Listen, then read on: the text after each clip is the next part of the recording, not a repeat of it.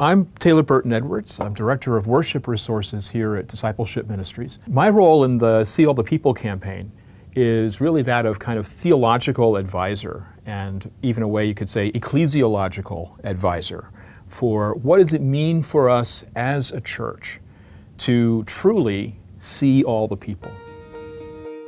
So one of the things that brought me into this work is a paper that I wrote that's based on some work I've been doing over really the last 10 years, looking at how can we recapture the vision of the Wesleys for what church is in a way that will actually translate and help us deliver on our mission as a church to make disciples of Jesus Christ for the transformation of the world.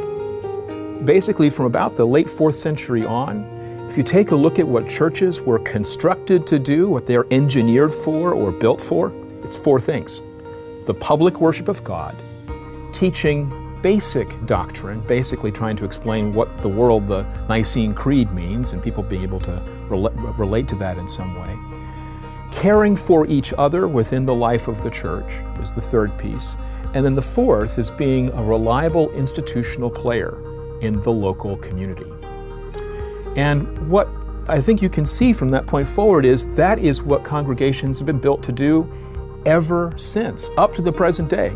There's one glaring thing that's missing from that list of 4 things congregations have been built for. And that glaring missing thing is actually our stated mission: making disciples of Jesus Christ who are able and enabled and supported in joining God's mission to transform the world.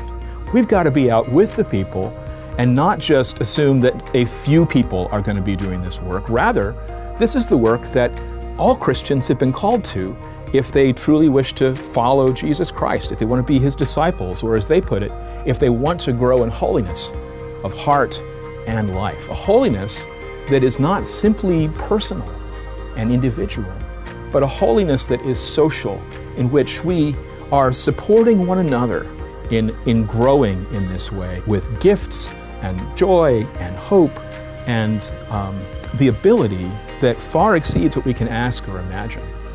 I think of the story of the feeding of the 5,000 as a beautiful example of this.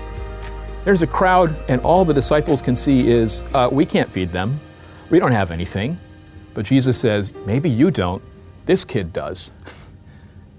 Jesus sees the gifts of one child as a potential for all to be fed. Seeing all the people there, Jesus also sees all the potential for the gifts in ways that the disciples, who were just a little bit too focused on themselves and what they could see in front of them, could not possibly see.